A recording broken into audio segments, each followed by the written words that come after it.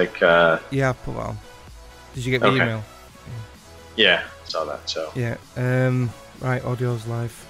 Ready to go whenever you are. Boy. Oh no, it's live. Not live. We actually gonna podcast? Yeah, it must be alien to you, Greg. I can't remember last time you podcasted. It's been a while. Right, slacker. Hey, all right. Oops. You know, enough of that. It's only been a week. I took a week off. 2? No, I was on the week before. Were you? Yeah. Were you? All right. Yeah, Okay. yeah. Lay off. Yeah. It seems longer. Yeah. That's That's that how old I age miss you. kicking in. More sleep. More. Yeah. Hate you. More sleep for you. Free State. Wait. Mark, show me your boobs. My what? Stand up. Free State Falcons. Is that the? Just- Okay. Just some made-up thing. Athletic Club SA. Where's SA? Is that South Africa? Oh shit! What happened there? I don't know. What'd you do? All my monitors went off. Come back on again. Uh-oh. Right. Okay. it's gonna be one No of more them showing. days, No more flashing the boobs because No. apparently Yeah. the camera boobs. didn't The like it. boobs scared the monitors. Not as much as Nicole did. Anyway. Yeah. By the way, you do know they're called moobs for the men, Oh yeah. right? So, I think we can podcast now. Why not? Right. Are we Let's do sure? Because, you know. Right. Here we go.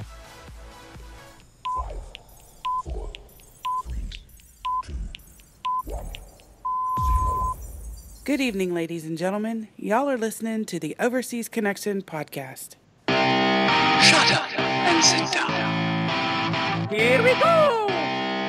Would you kindly? I think we're just getting started. Medic! I'm a witcher. I think this is more than you can handle. He sits on his ass all day. Let's do this. Hey, everybody. Thanks for tuning in to episode 489 of the Overseas Connection podcast. Today is August 19th, 2018. I am one of your hosts today, Greg DeLacy. Gamertag, Murphy's Law on Xbox Live. I think it's Murphy's Law 1969 on PSN. And OC_ Murphy's Law on pretty much everything else, including Twitter. On the podcast today, we have a couple fine folk that I want to introduce before we go into any more bits and bobs. We have Spinning the Discs with the fantastic tin cup ear cans, Mr. Mark Wright. Yes. Hello. Yes. The tin cups are back. I didn't have them on last week. It was a little Oh, you strange, didn't? to be honest. Yeah. Yeah. Yeah. was a I little didn't thrown watch for a last loop. week's. I just audio. I was an audio only listener. Right. So you well, only Mark, got always 95% always of a good. podcast. You get Yeah, that extra 5% if you watch it. That 5%, man, it makes a difference. Yeah, it does. Yeah. Mark. Especially when you got Kim on. I know. Speaking of, by the way, Right. again, not liking you right now. I just marvel at the introduction now. Like the intro sequence you have built out for this podcast is tremendous. All right. Okay. Thank you. Yeah, Oh, yeah. I even I'm giving run a video you now, a so- compliment here, Mark. Yeah, thank you. It's a compliment. Yeah. All right. All right, now keep quiet. Let me introduce the other most important person on the podcast, Miss Kim Woods. Yeah, hi. How are you? You know, I'm from the depths of hell, but I'm not. And, you know, I'm GamerGirl27. That's Xbox. That's Twitter. And it's a variation on PlayStation. I'm not going into it right now. So, yeah, that's me. Apparently, my name, by the way, on the feed is Bongo the Sane. Just in case. Bollocks. I knew there'd be something. That's me, Bongo the Sane. Let me try and do my best Lucky Charms accent. I mean Irish accent. Aye, this is Marcanix. I mean Bongo the Sane. Gamer Girl. No. This is Murphy's Law. Yes. What can go wrong will go wrong. That's what I bring to the table, Mark. That's what I bring to the table for us. Listen, if you're wondering what the heck you just started listening to, this is a weekly video game podcast. It's a life podcast too. That we talk about all kinds of stuff on here, centered around video games, and you can catch us live if you so choose every weekend on Sundays at 9 p.m. in the UK, 1 p.m. on the West Coast, 4 p.m. on the East Coast. We are live on twitch.tv/OC podcast. Yes, I saw that, Mark. Also on mixer.com/OC podcast and on youtube.com/Overseas Connection podcast, because yes, I am a pain in the ass. And yes, we wanted to be just a little bit more of a pain in the butt on YouTube. All right. With that out of the way, you can also, of course, listen to us via recording. So if you have iTunes, you have Stitcher, Google Play, wherever you find your podcasts. Even on Alexa now. TuneIn Radio. Yeah. TuneIn Radio, we're on there. Just shout out for the OC podcast. Yep. And for all of you Alexa owners, please turn your volume up quite loud. Alexa, shut everything off. All right. We have a new Podbean follower. I want to give a shout out to Lizzie Weir. Lizzie Weir. That's how I'm saying it. If it's not how you actually say it, I apologize. Apparently nobody was born this past week, so no birthdays to shout out. So if we missed your birthday, it is SLH's. It's Susan's today, but we did shout out last week. Oh, so you don't get sorry, Susan. No shout outs for you. One is enough. One is enough. Can't do more than one. Yeah. Yes. We can't be seen to giving preferential treatment to anybody, can we? No, there's no preferential treatment. All right. Why don't we just kind of kick this off? I think it's going to be an intimate, cozy podcast. Just the three of us today. There's probably a song we could make out of that. No. Never. There you go. Mark, on it. I love it. All right. Let's get into some story time. Everyone here loves story time, our favorite time of the day.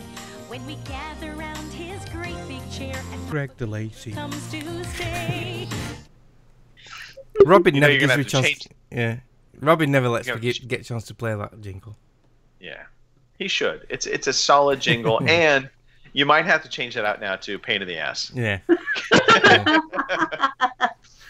All right. Speaking of, I can't say it. That's just mean. That's me being mean. Kim, let's talk about your stuff. What's going on in your life? You were going to say, speaking of pain in the asses, right? Uh-huh. And then, that was leading right into Tony. But he's not a pain in the ass. He's just adorable. Most days. Yeah. I know. Tony's starting school on Monday. He's starting his first day of kindergarten. Wow. Okay. Yeah, Mia starts in September. Yeah, not far from Mia. She does half days. So. Well, Monday for him will be a half day, but then it'll be full days after that. So I'm excited, and as you can well imagine, because he's like my child, except I didn't give birth to him. So right. You I mean, in some respects, you have some of the benefits. I mean, not giving birth is definitely a plus. Exactly. Yes. But so yeah, school. Yeah. Colin actually starts school on Tuesday.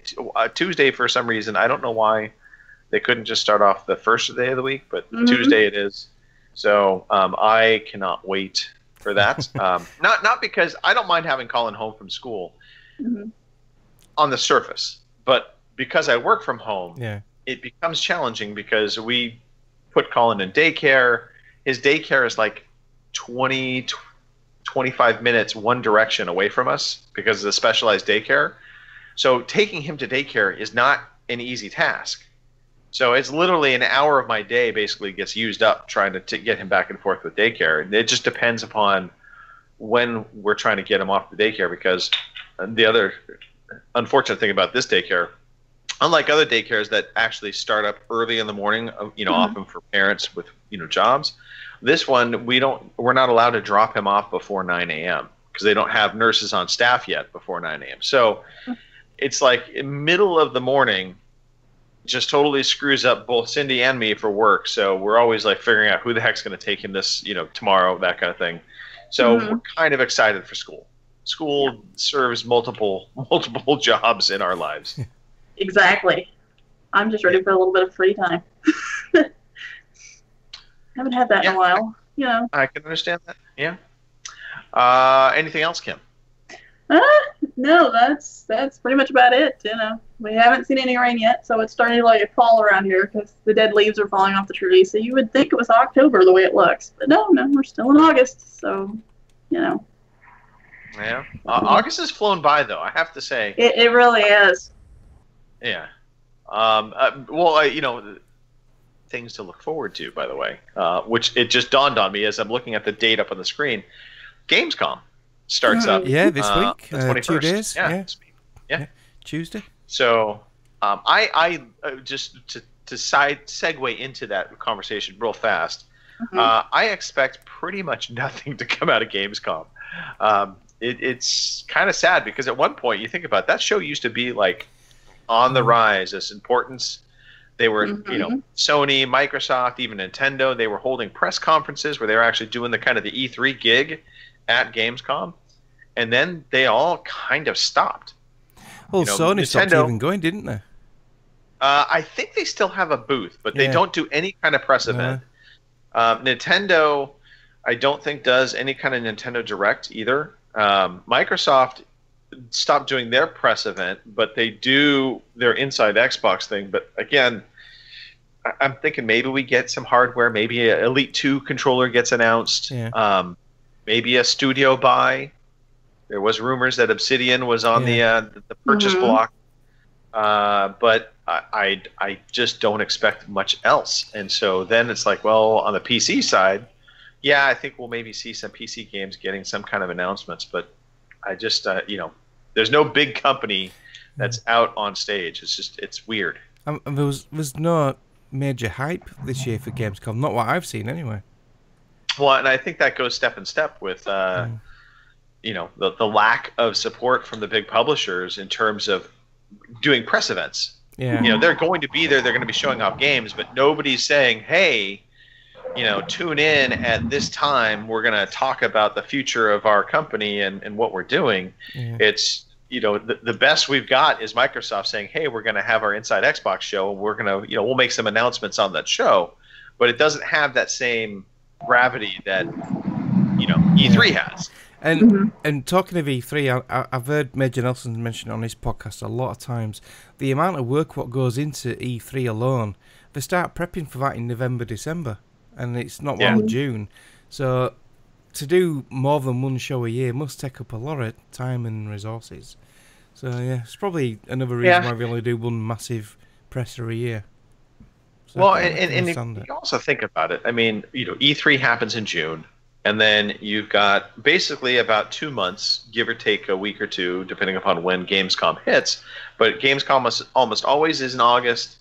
We know E3 is in June. So you've got about 2 months in between, and not a whole heck of a lot really changes or happens. So either you're holding back announcements to try and give something relevant for Gamescom, or you just blow your wad at E3 and you say, Gamescom is just going to kind of, no longer be a show about announcements, which that's kind of what's becoming. And Sony even, I think they've opted away from Gamescom because of that proximity. They're now using Paris Games Week as their new kind of platform for kind of a holiday time. December time, isn't it? Yeah. I want to say Paris Week is in October. All right, I thought it might be the PSX. The PSX was in December, I think. And they do their PSX show, but I think these companies are just realizing that there's just no need to try and kind of replicate what they're doing at E3, what they're doing on their own. So anyway, that's a really long routed story of saying Gamescom just isn't what it used to be. And also Gamescom starts this week. Still kind of excited for it. Well, sure. All right. Mark. Another... I say this every week now. Another crazy busy week at work. It's just...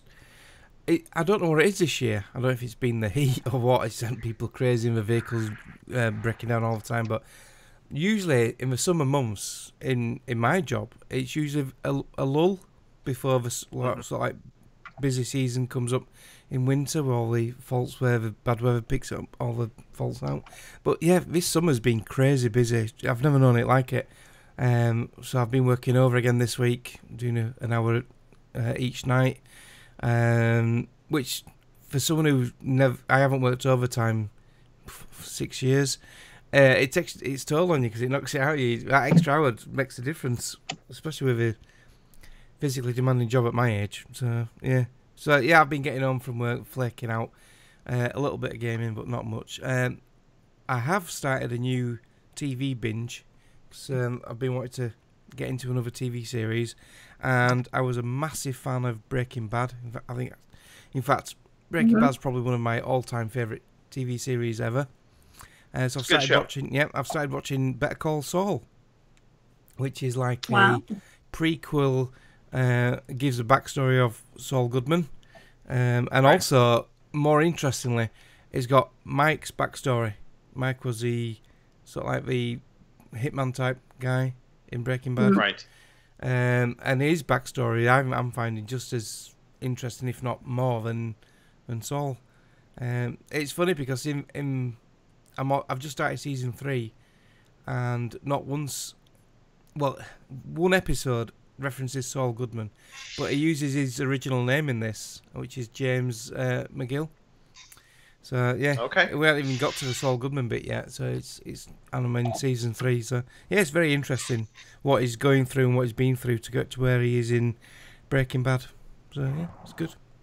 I highly recommend it. All right, well, that's about it for me. Boring. No, that's okay. It's been a relatively quiet week for me.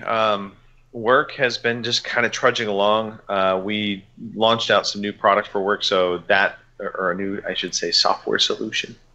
Anyway, so that has made work busy with meetings, but not a whole lot of productivity, for lack of a better way to put it, coming from those meetings. So it's just out there doing a lot of talking.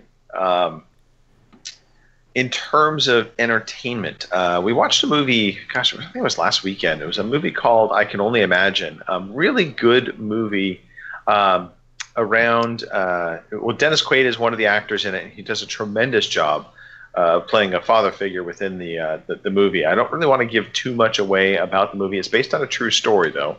And it basically is a story of this young man who he was kind of struggling with an abusive family situation from his youth.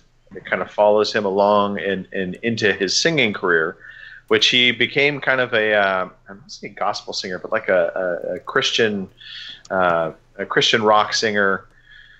Still struggling with a lot of kind of what happened with his life, but he ended up creating a song that became a platinum, kind of one of those major hit, things and he wrote it in like 10 minutes. And it was a song that I guess Amy Grant, I don't know if you're familiar with Amy Grant. She's a very popular Christian rock singer that she was going to take the song and I guess ended up giving back the song and all the credits to him. And it kind of made his career in this just kind of one big move. But the movie itself, though, tremendous.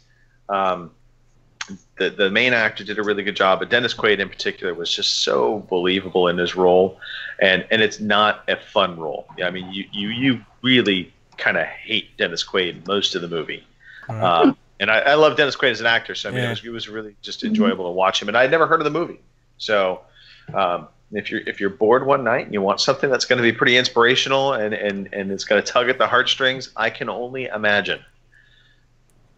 All right. Well, that is it for story time. Let's talk about some games. Today I feel like playing computer games. Today I feel like playing computer games. All right. Games. Let's talk about some games. First and foremost, let's get some of the stuff out of the way. We've got our games with benefits and section. For Honor, Mafia 3, SteamWorld Dig, those were the 3 games we had selected to kind of chime in and talk about in terms of they're all on offer from different services. So For Honor is on offer from Xbox One. PS4 has Mafia 3, and on PC it's SteamWorld Dig. I have not had a chance to play any For Honor. Has anybody here had a chance to? Not lately, no. Briefly today, I did the tutorial. Right. Okay. God, that is a lot to take in for the combat. Yeah, I remember playing the beta. That's how far back I played For Honor. Yeah, you've got to have your stance correct to block. You have to match their stance, and then to get a hit on them, you have to have a different stance to them, which they can still change at the last minute and block as well. So, yeah, I found it quite intimidating, really. At first, it makes you think, it's as easy as this, I can do this. Lets you get some easy hits in. But then, as it progresses, they start fighting back, and that's when it gets tough. Right. So, and then they throw the stamina part into it, and that's what killed me. When every move you make affects your stamina. You can't just mash. No. You can't just mash the Xbox, but the X button or the fast attacks or the heavy attacks. And as I recall, enemies will attack you from multiple directions. Yeah. So you have to be, it's a lot of parry. In some respects, a little Dark Souls. Yeah. In terms of the combat.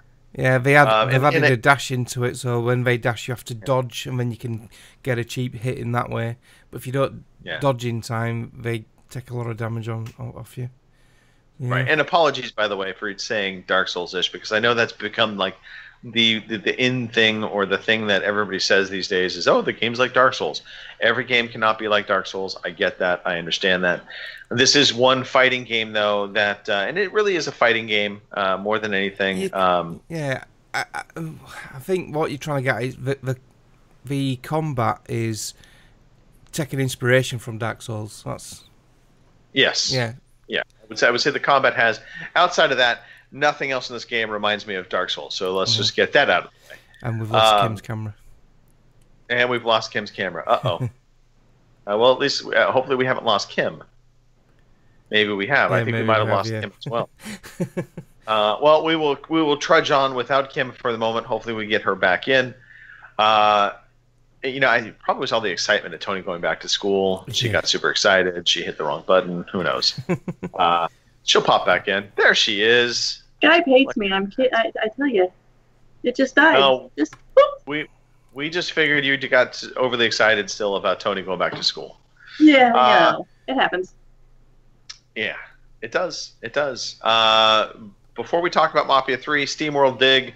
This is another game that I have not had a chance to play myself, but I've heard a lot of good things about SteamWorld Dig. I think Robin played SteamWorld Dig through to conclusion, if I recall correctly, and he really enjoyed it. But anybody else have any familiarity with SteamWorld Dig? I played it on PS4 quite a while ago. I think it was a couple of quid on a sale once. It looked quite interesting. Yeah, I quite like it. It's really good. I know there's a second one out now as well, which I'm tempted to look into. But yeah, it's a very good game. A lot of sort of like depth to it as well. It looks quite basic on the surface, but once you start unlocking different abilities and getting different attachments and weapons and stuff, you go back to revisit areas you've already been to. You can get even further. So yeah, it's really good. All right. Okay. And real quickly, by the way, for those that are watching the podcast live, every once in a while we flash to different screens, and you will notice under the MIA screen, every once in a while it'll flash up and it'll have Phil Thie's name up there. Phil was supposed to be on the show, but he decided he wanted to go on vacation and hang out with his wife instead. Same thing with Gary DeFelice. He decided he wanted to go have a beach day with his wife. And then Robin decided a full-on vacation was in order, so he's actually been sending us pictures of himself naked, which we've been debating on putting up onto the show, but we don't want to get stricken with some stuff from Twitch, because you're not allowed to show nudity on Twitch, so we're going to stay away from that, and probably for the best of everybody, if you ask me. Last game, Mafia 3. Mark, I know you finished Mafia 3 this past week. Yeah. I am in the throes of trying to finish up Mafia 3 myself. So we can talk about this, because we're going to talk about this in the games that we have been playing anyway, so we might as well talk about it now. Yeah. Yeah. So what were the overall impressions of Mafia 3? Kim, I apologize. Have you played Mafia 3? No, I haven't. Okay. No. All right. So last week I said that I got to the tedious bit. A bit repetitive, which it did to an extent, but for me the ending redeemed itself. I thought it was a great ending. I really enjoyed the ending, and there's multiple endings which I didn't know, So I've watched the other endings on YouTube. Very interesting. So I'm curious now because I did not know this about Mafia 3. I didn't. Did the endings feel very different, or is it subtle subtle differences? But very different. Yeah, there's a lot of difference. Right. Yeah. All right. So, and by the way, for this game, if you haven't played Mafia 3, it's GTA Light. That's what I always call the Mafia series because it's an open world setting where you have multiple missions and side missions you can go on, but it's not as big a game as GTA. So you're not going to have the same number of side missions to take on. There's not a bunch of little side activities that you can go off and play. However, I think it really does rival GTA from a story standpoint in that they do put together really well-crafted stories, and they're voice acted and they are directed very well. So if you want something that is not as big a game as GTA, I would highly recommend checking out the Mafia series. It's still a big game though. I think I've got well over 20 odd hours into it to finish it. Yeah, and I didn't really do any side missions. But yeah, there's a lot of good positive points about the game. Like you said, the voice acting's really, really good. The soundtrack is awesome. The soundtrack is as good as any GTA, if you ask me. Yeah, it's really good. And I don't really normally listen to like 60s stuff, 50s, 60s stuff, but yeah, I really got into the soundtrack on this. So much so, I found a Spotify playlist what someone has made of all the records in it. So I've sort of like saved that now, so listen to that in the car now and again. Yeah, I like the way they do the flashback interview. So there's one on screen now with the preacher, Father James. In the game, he's obviously younger, and he's got some relation with Lincoln Clay, who's the main character. But yeah, later on they're interviewing him. There's another character called Donovan, who's a CIA guy who you've worked with in the past in Vietnam, and you work very closely to bringing all the mafia bosses down. I really like this guy. He's such a great character. And I didn't know this as well. This was an extra little bit. And I won't give any spoilers or anything, but in the credits, which you can't skip, which I think is one of the reasons why you can't skip it, there's an extra, like Marvel do with their end scenes. There's an extra scene with Donovan in it, and it is so good. It's so worth watching. All right. So yeah, watch out for that when you finish the game. Well, yeah, I will do so. Graphically, it's decent enough. There's no problems graphically. Gameplay's all right. The shooting's pretty good. The only thing I don't like about it, which I've mentioned last week, you take damage so easily, and you've got like small mini health bars added to. You start off with 2, and you can build up to like 4 or 5. But once that mini health bar is depleted and it goes on to the next health bar, that won't recover by itself. It won't regenerate. You have to use a health pack. Right. So if you accidentally stumble into an area where there's 5 or 6 enemies, which happens a lot, and they're all shooting at you, as soon as you use a health syringe, by the time that health syringe is animated and done, you've lost all that health again within seconds, and you're using it again, and you use your health pack so quickly. So that was a bit frustrating for me. I failed a lot of missions because of that, and I got a bit angry now and again. Right. But that was the only downside really for me. And some of the missions were a bit repetitive, similar, but all in all, a great game.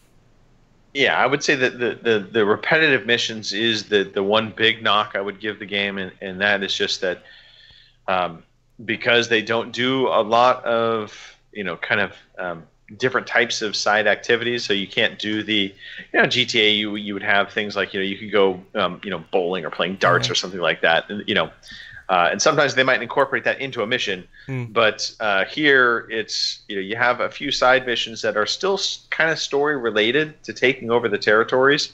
But I also think I like the fact that it was a little more straightforward. But as you noted, it's like it was pretty much go and kill the underling bosses or go destroy. It was basically stopping their rackets. So you either destroy the alcohol or destroy the drugs or the informants, whatever. Sarah's come up with a good question, which is: are you able to carry more health packs as the game goes on? You can. A lot of them are unlocked by when you complete different districts by doing the rackets in that area, whether it be gambling or drugs or alcohol, what you can do is you assign that district to one of the 3 sort of like crime bosses what are under your employ. You've got a Haitian woman called Cassandra. You've got an Irish guy called Robin. No, he's not called Robin. I can't remember his name actually. Burke. He's called Burke. And then you've got the typical American Italian gangster called Scolari, I think. I can't remember. I think I might have made that up. But anyway, so you assign these crime bosses the districts because you're in charge. And depending on who you give the area to, they'll give you a perk. So Burke will mainly be primarily vehicle based. So he'll give you a perk where you can rob a car without attracting attention and witnesses calling the police. Donovan is more weapons based, so he can give you extra ammo. Cassandra, she does general stuff like she'll give you more health and health packs. So you can unlock them like that. You can also unlock them through your arms dealer by paying for them. So yeah. Right, I was going to say, so there's also things like the arms dealer. Yeah. There's a vehicle service as well. So I mean, it's almost like calling an Uber. You dial up one thing I didn't use initially, which I started to use more on as I got in the game, because we've got more and more enemies, a lot of enemies when you have to do some of the missions, is you can call in one of the Irish gangs and they'll come in and help you. Right. Like a riot squad type thing. And that is really helpful. Yeah, no. So basically, you can call in backup. Yeah. My favorite thing though is calling in the arms dealer, because and in my game, and I don't know if he shows up in a different vehicle, but he has one. It's basically like I call it the child kidnapper van. It's like got no side windows, and it pulls up, and he just flies up in this van. Doesn't matter who's in front of him or where he's it's at. He just stops at. in the middle of the road, doesn't he? Back doors just open stops on in the the middle of the road. Yeah. Back Back doors open. Little orange van. Yeah. Yeah, so you can always get more ammo. But I found myself pretty much, there were 2 guns that I've been using predominantly. One is a silenced pistol, which I found that, that was the go-to weapon. Yeah. And then I would use a Tommy gun as my backup weapon. Yeah, I used that initially, and then as the game progressed, I gave one of the districts to that Italian guy. I can't remember his name. I'll call him Vinny. And he unlocked me a really nice automatic rifle. Can't remember what it was called. It was similar to an AR-15 type thing. It looked like the silhouette of it looked like an M16, but they didn't call it that. And that was really good. It had high rate of fire. It was very little recoil, very accurate, and it took enemies down really quickly. So initially I'd go in with the silenced pistol, pop a few heads. If you get a headshot instantly, they go down, and no one knows you're there. But as soon as I got spotted, that's when the big gun will come out, and I'll just start mowing them down. So yeah. And Sarah was just asking if I was playing on the Xbox or PS4. On the Xbox, this is a game that got a nice upgrade on the Xbox One X. Yeah. So it got a 4K upgrade with the HDR lighting.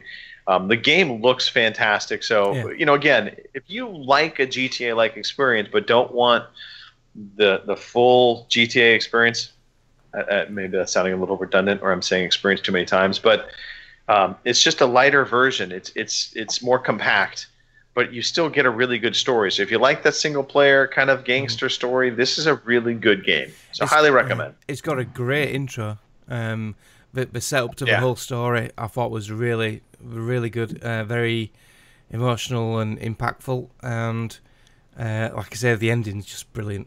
I really enjoyed the ending. So that, to me, weighed out the tediousness of the mid-game part of it. So overall, I really, really enjoyed it. And obviously, for PS4 players, if you've got PS Plus, it's free at the moment. So there's no excuse not to play it. Yeah, absolutely. Absolutely. All right. Well, let's move on from games with benefits. Real quickly, let's talk about monthly freebies. And it's an important conversation to have real quick, because it's going to be a foreshadowing for one of our news stories. But Kim, if you would be so kind, maybe just run through real fast the freebies from the different services that are available. Okay, let me scroll back up there. you know. Stop surfing the porn. Sorry, I won't happen again. Yeah, we know Thor porn is something that Thorinafong.com. Yeah. All right.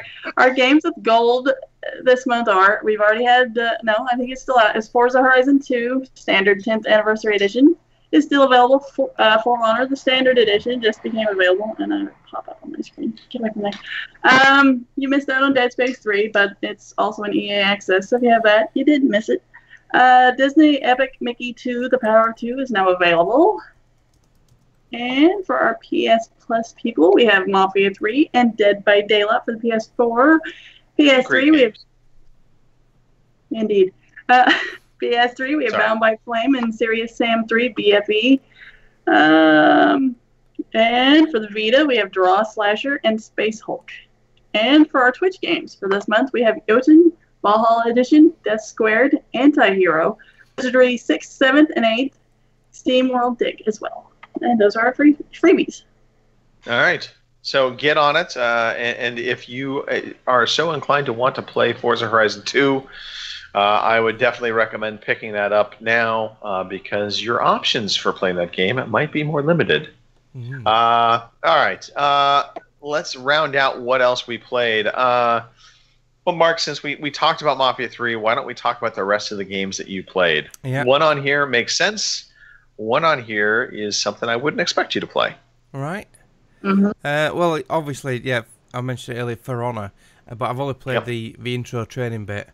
And then it sort of like scared me a little bit, and I quit out before I got into the main story. But obviously, I didn't have time. I had to set the computer for the podcast. But yeah, one game I have started this week. I fancied something different.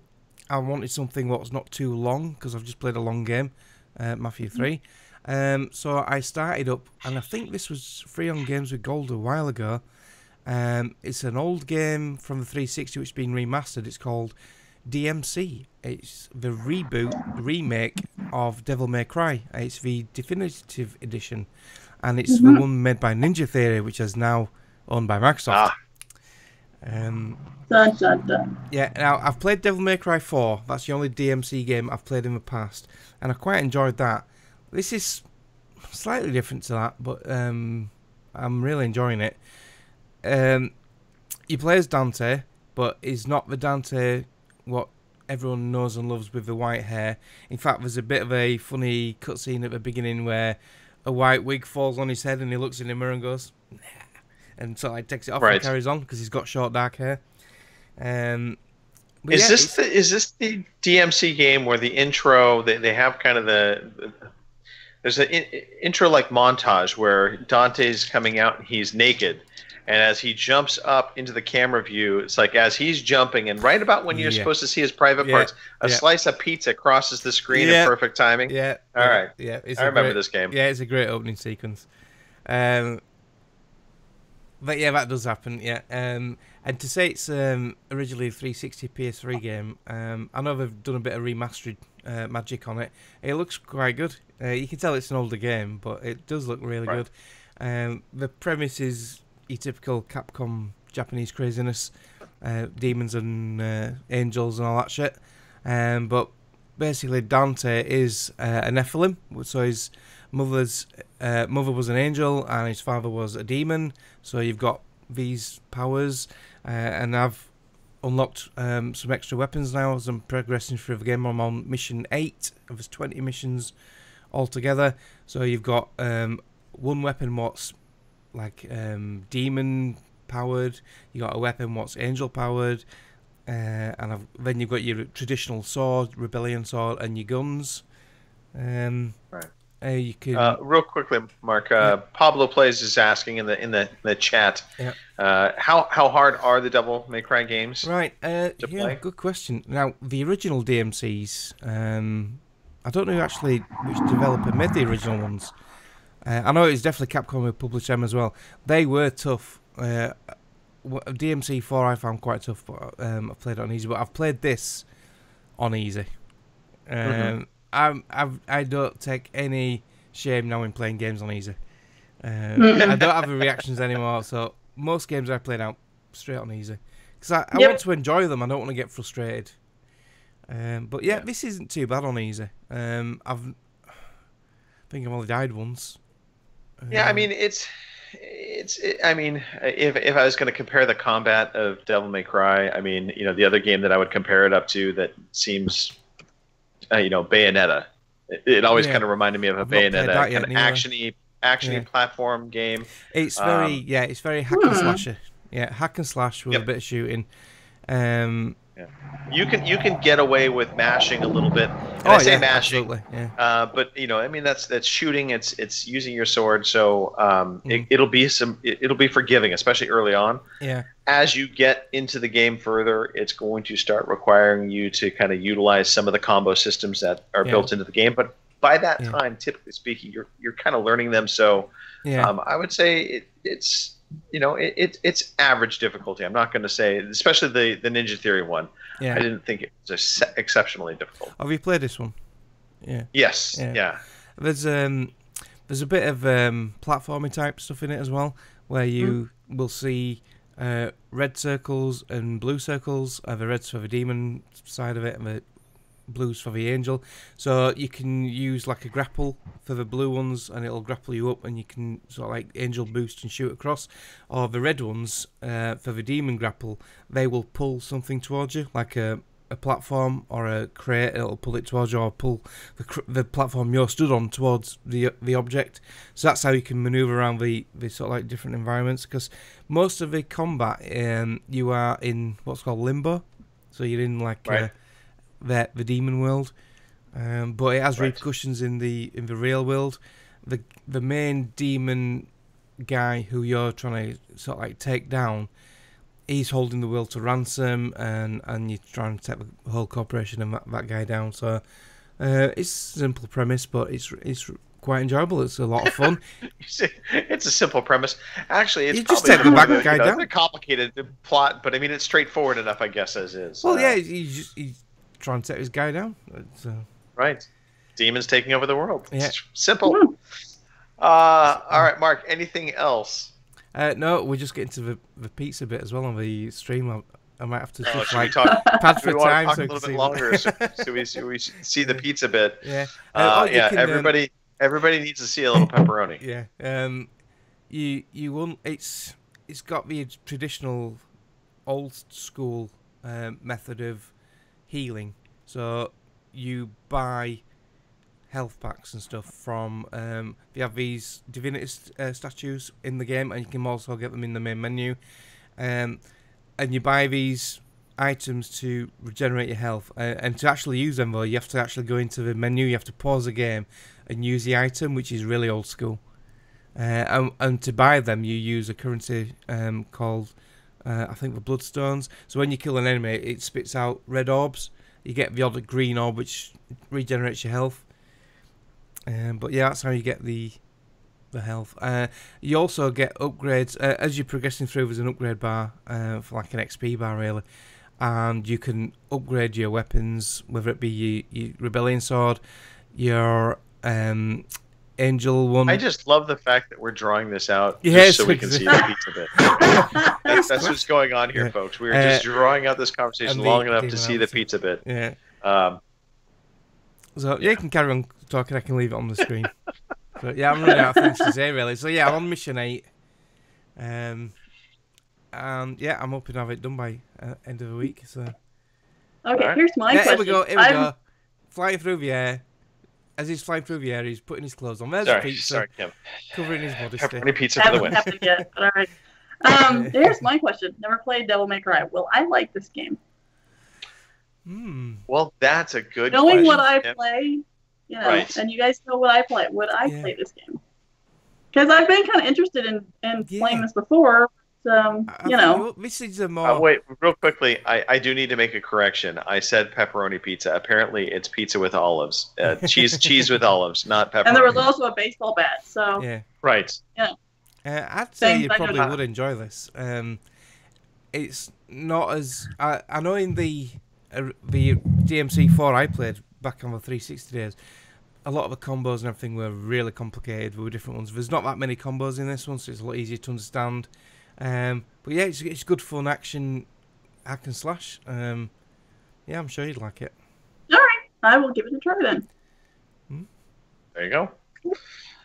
All right. So I guess that means me. No, wait, Kim. Let's talk about Unravel 2. Let's talk Unravel 2. I almost forgot. See how it is. Yes, of course. There's the what is it? I almost unraveled. You almost. But I'm. Anyway, yeah. There's the 10-hour demo, and I played the first one and loved it. So I thought, well, we were kind of in between games, I guess you'd say. I don't know. I still have Banner Saga 2 to finish, but I was kind of, I thought, well, what the hell? We'll fire up Unravel because I think Phil had finished it. Yeah. I think recently. Right. So I thought I'd give it a shot and see what it is. Tony, of course, little Yarny. Tony loves it. So, yeah, it's more of the same. It's a little different because, of course, now you've got the little blue guy. But, yeah, I don't know. I played it for a couple hours. I don't know. I can't say I'm going to buy it right away because with Red Dead right around the corner. But, I'll definitely play it. It's really good. If you liked the first one, I think you'll definitely enjoy this one for sure. I've heard people say that they've done a lot of improvements. You're not restricted now where you're fastened to a point all the time. Yep. In the original game, you're always fastened and your yarn runs out.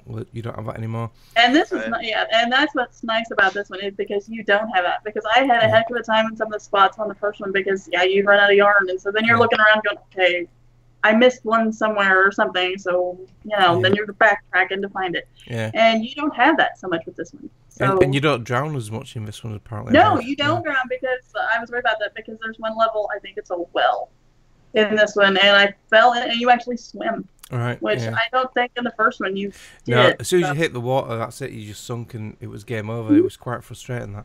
I just want to know, how does a ball of yarn drown? That was my thought. I'm like, how does that work? But apparently in the last one, you did. So. Yeah. And by the way, is it me?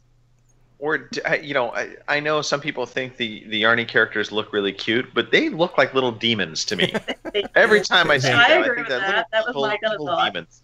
Especially when the blue one popped up, and of course he's got the 3, or the 2, the 2, and I'm like, the horns and everything. Yeah.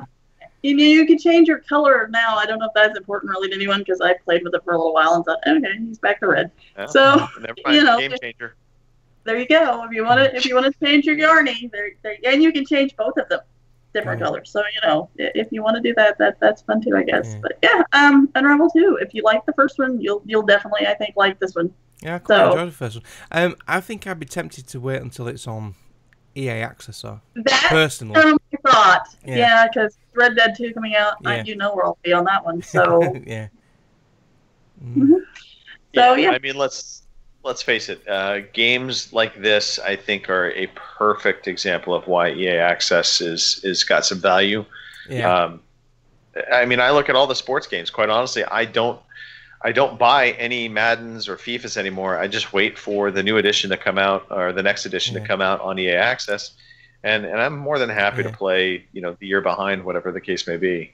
Like right now, Madden 19 just came out. I know Gary DeFelice is like, "Oh, I'm going to get it on PC." I'm like, I'm just going to pay my $30 and play Madden 18, which is a fantastic Madden game. Yeah. And whenever I'm ready, I can play a little bit of the Madden 19. Same thing with NHL. Same thing with I won't say NBA because nobody plays NBA games, but there's the FIFA, of course. Yeah.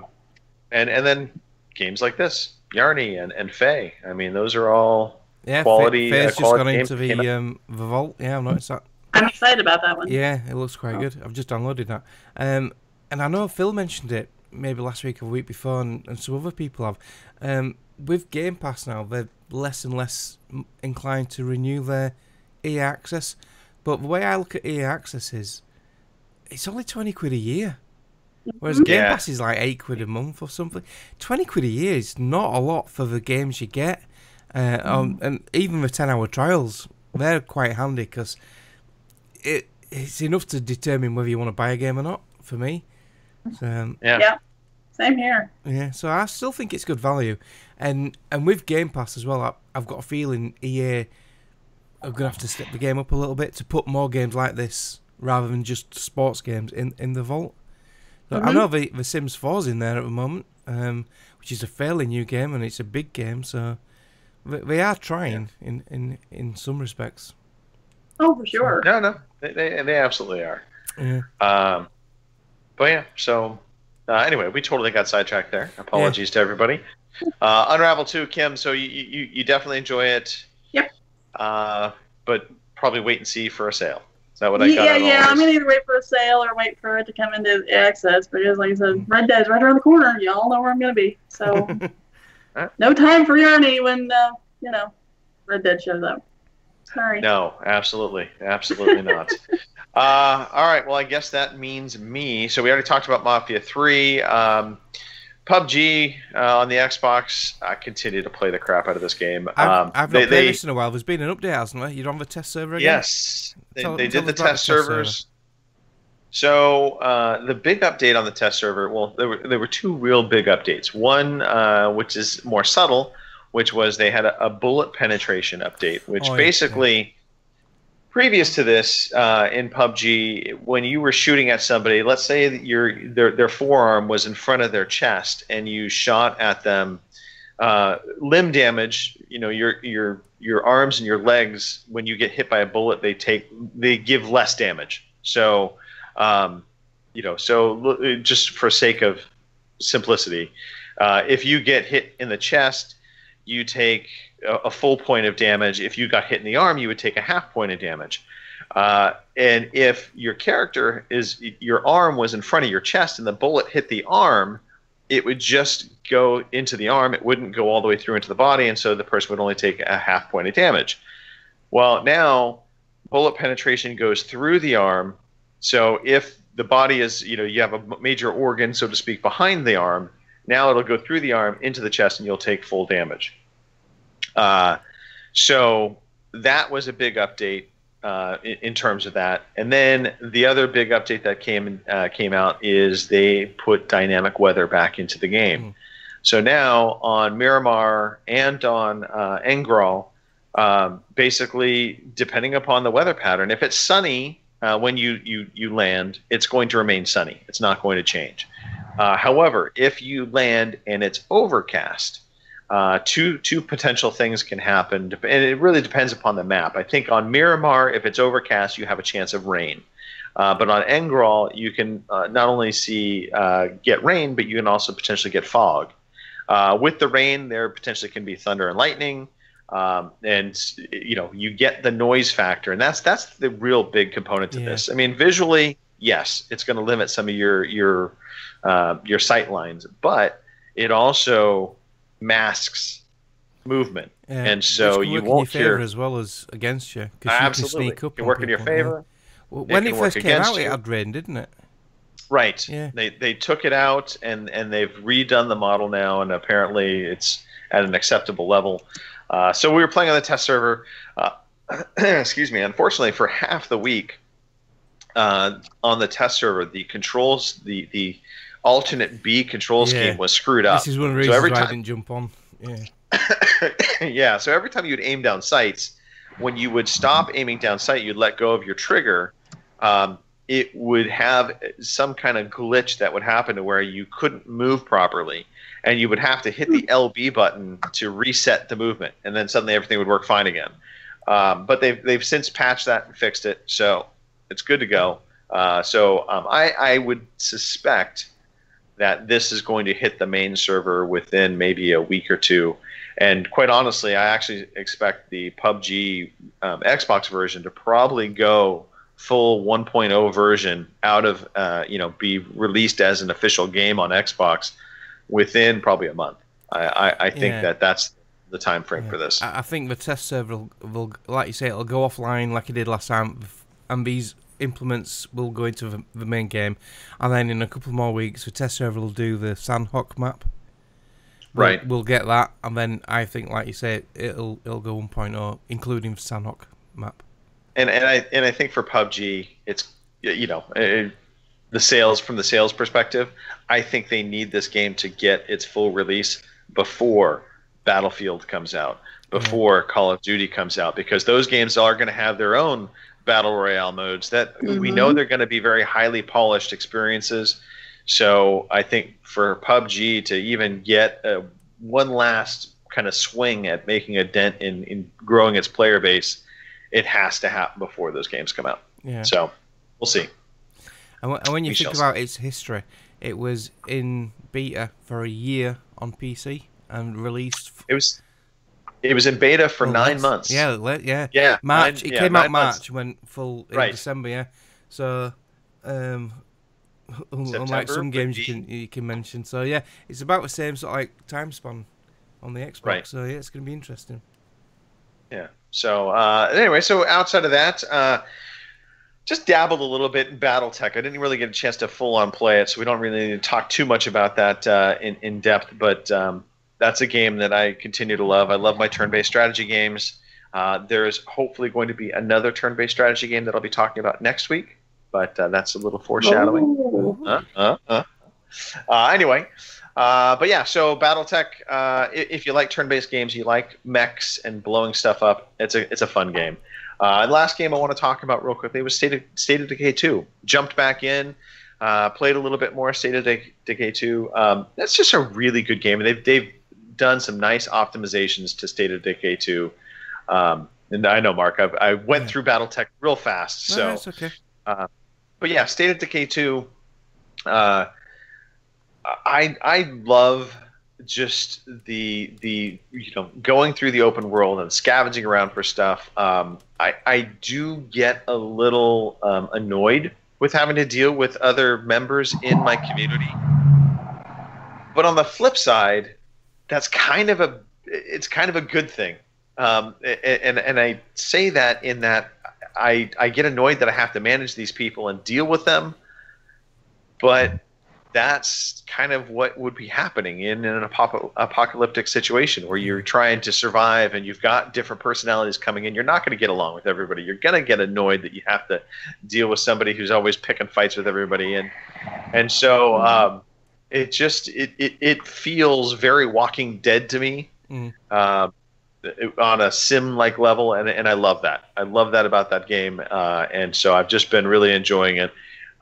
Was in a panic mode because I took one of my vehicles out and I was running low on gas. I mean, I had maybe an eighth of a tank left, and I was pretty far out from the base. Yeah. So I started getting into panic mode of where am I going to find gas, and I just decided to Thelma and Louise it a little bit and just go till I couldn't go. And I actually found a gas station, thankfully. So I was able to scavenge some fuel and basically, kind of make it back to my base in time. It's frustrating running out of gas because we go through it really quick, don't we? And I remember once having one where I think it had 6 inventory slots in the boot, or you call it the trunk, and it was all full of gear, full of essential gear I needed.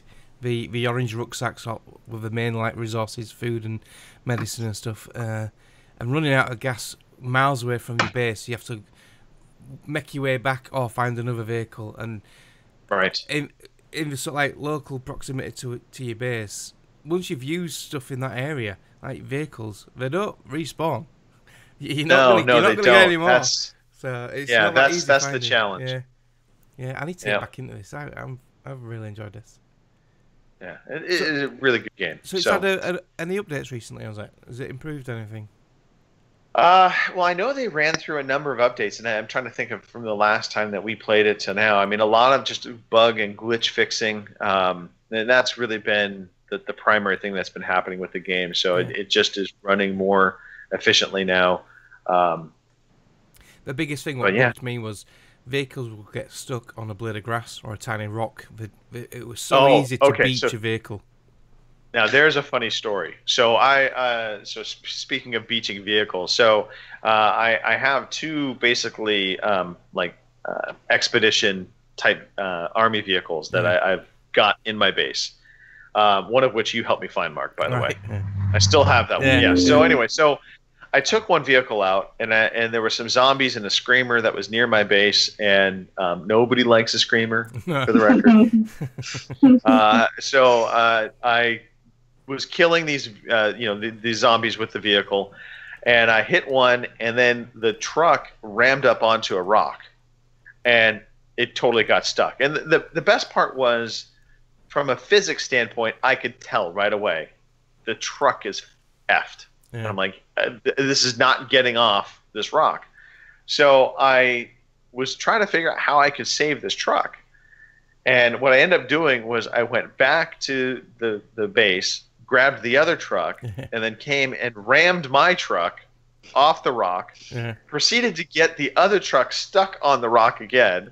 So I had to get out of that vehicle, get in the other vehicle, and then ram the other truck back off the rocks. Eventually, I was able to get them all off the rocks. But it was kind of a fun, experience of, this is probably, what you'd call like a physics glitch within the game. But I love that I had this kind of out-of-the-box thinking ability to fix the situation. Yeah. Like the game didn't prevent me from doing something that kind of made sense. Yeah. Even though it wasn't something that they would tell you to do in the game. So. Yeah. Have you taken down any Plague Hearts yet? One. Yeah. I took down one Plague Heart, and that was it was kind of intense. I mean, it kind of becomes like a wave situation of just fighting up wave after wave after wave, trying to kill the Plague Heart. But I just made my first silencer for one of my rifles, so that's been kind of exciting. Yeah. But I also know limited ammo, things break, so I'm still not using it that much. I'm still, skulking around, taking out as many zombies as I can quietly. Well, once you've unlocked that, the crafting ability to make a silencer, they're not too difficult to craft, and they're quite plentiful. The silencers. The pipe bombs, once you get that crafting ability, they're really handy, especially when you're doing the Plague Hearts. A few of them pipe bombs thrown at the Plague Heart will take it down. Otherwise, they take a lot of melee or gunshots. So, little tip for Okay. A tip. There you go. All right. Well, that is it for the games we played this past week. So, we have a quiz. Ooh. Wanna find it? You'll find it. Who said that? Who said that? Who said that? Who said that? Who said that? So who said it best? It's like she's here. It's like she's here. All right. So Nicole, our new quiz master of Who Said It Best, she has come up with a Who Said It Best Gears edition. However, there is a slight twist to this, in that these are conversations that have happened within the Gears of War games. And so what you have to do is I will read off the conversation. I will not be telling you who is saying what. I'm just going to be reading off the conversation as it happens. And then you're going to be given some multiple choices of the characters and the order, potentially, of who is saying it.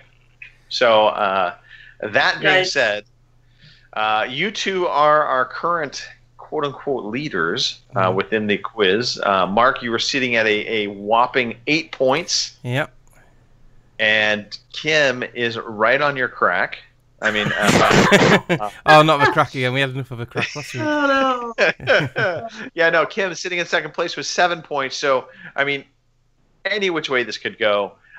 We were having a little bit of fun with you, Mark, earlier. I was going to tell you had to administer the quiz this week just to piss you off. But no. We're going to let you two battle it out. Oh, boy. Here we go. Are you two ready? Who said it best? Gears of War Conversation Edition. So here's the first conversation. Looks like you need a code. You got a code? Yeah, in my other pants. All right, I'll try that again. So it's, looks like you need a code. You got one? Yeah, in my other pants. Who said it best? Was it A, Marcus and Baird, B, Baird and Dom, or C, Dom and Marcus? Who said it best? I need your answers in 3, 2, 1. And a cough. All right, so we have Aunt Tim, also known as Kim. She said it was Marcus and Baird. And then we have Marky Do, which I will never say again. You said A was Marcus and Baird. A is Marcus and Baird, but you said Baird and Dom. Mark. Yeah. Marcus No, and Baird. No. never mind. I flip-flopped you. It sounds like said, he's asking the mechanic, which is Baird, for the code. Right. Yeah. Yeah. That's the way I looked at it. Right. And the way you looked at it and the way Kim looked at it, it really didn't matter if I mixed up your answers either or because you were both wrong. Wrong. It is C. It's Dom and Marcus. I award you no points. All right.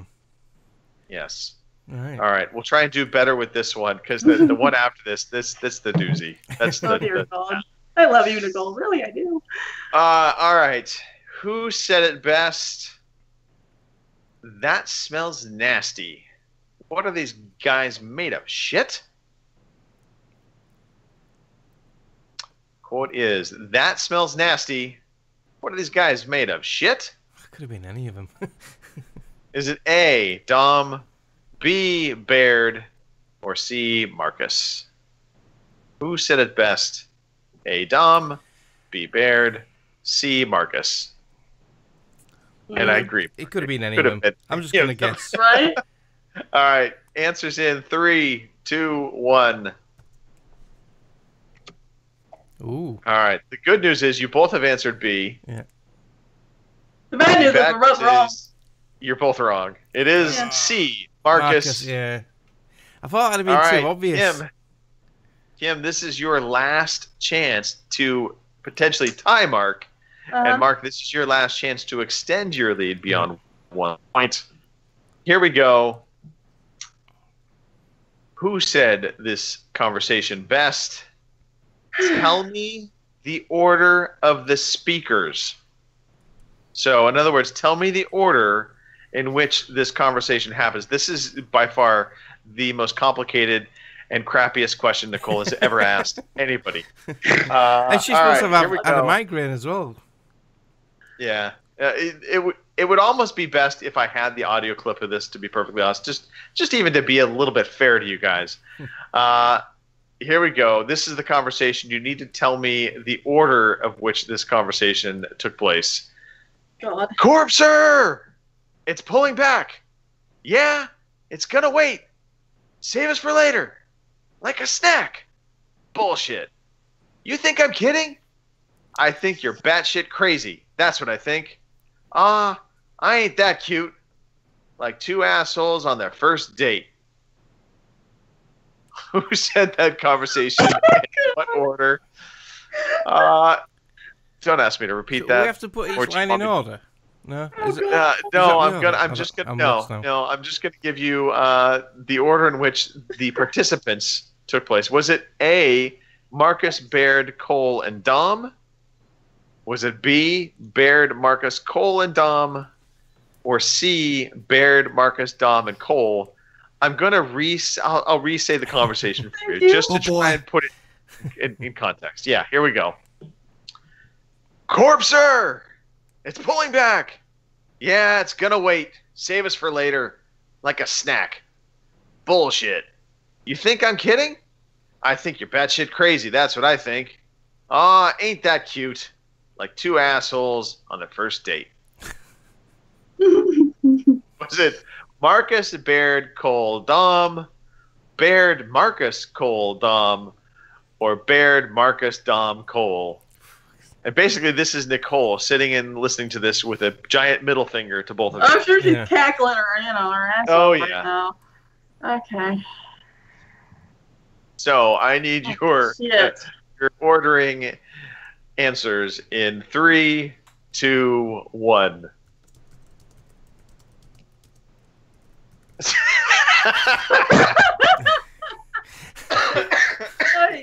Excuse me. Kim has responded with B. Mark has responded with C, and that C stands for something that I will not repeat. But we also have Jeff Stab, who's most appropriately said D. Yeah, it probably is D. And D absolutely should be the right answer. The good news, somebody got it right. Oh, God. The bad news is that the person that got it right is not Mark.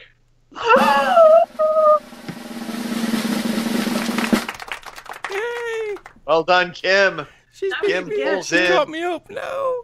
It was, in fact, B, Marcus. Baird, Marcus, Cole, and Dom. Now, there's a bonus point here. Oh no. God damn it. Bonus point. I will give this to either one of you. In fairness, because this quiz has just been ass hard. That conversation. Which Gears of War did that take place in? Which Gears of War did that take place in? Was it Gears of War 1, Gears of War 2, or Gears of War 3? Oh. Which Gears of War did that take place in? I need your answers. Oh, hang on. Let me think about it. Corpses were in All right. first. Oh God. I don't want to let you think at all. Yeah. Right. No. Go on then. Go on. All right. You ready? No. Do do do do do do do do do do do do do do No. do You say do. no, Greg. No, Greg. I know. Do, do, do, do, do, do, Because I do. don't listen to that nonsense. Hey. La la la la la la la la la. Right. Sorry. Go on. Asshole. Here we go. Give me your answers in. There's no C, by the way, Kim. Well, It's either you know, Gears I of meant War those. 1, 2, or 3. Here we go. I need your answers in 3, 2, 1. Oops, shit. Hashtag. Hashtag not an answer. Uh, All right. So, let's see here. Kim Only has said Gears the one I of War 3. played, like, a lot, so. Marky Dodo Doodoo has No, said nothing. Gears of War 2. And as it stands right now, the leaderboard for the quiz remains the same. Oh. Hey. Kim and Mark both tied. It was Gears of War 1. It was the original Gears of Ooh. War. There you go. Right. I'll be damned. Yes. Remember, the Corpser did appear in Gears Yeah, of War it did, 1. yeah.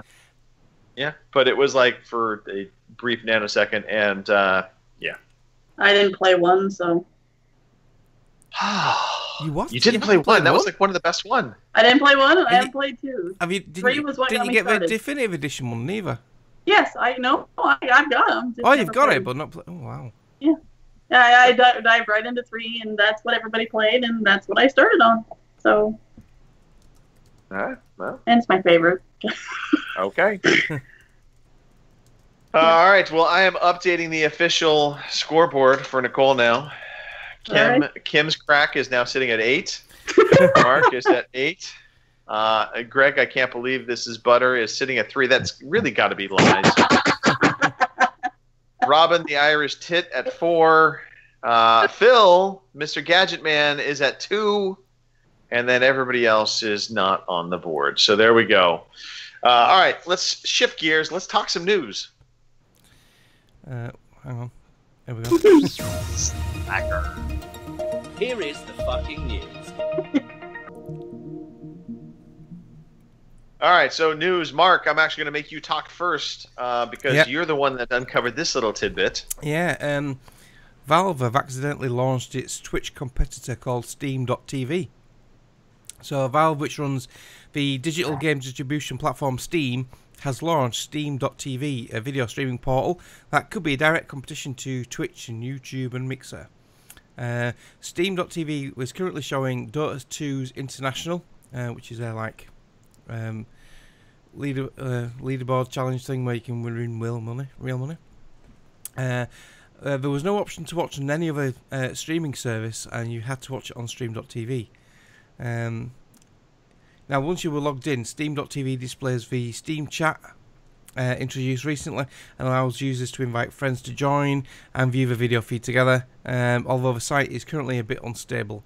The company who found this out, CNET, they managed to explore some of the other functionality available and reports that Steam.tv has built-in voice chat on Google Chrome, but this doesn't seem to work on Firefox or Edge.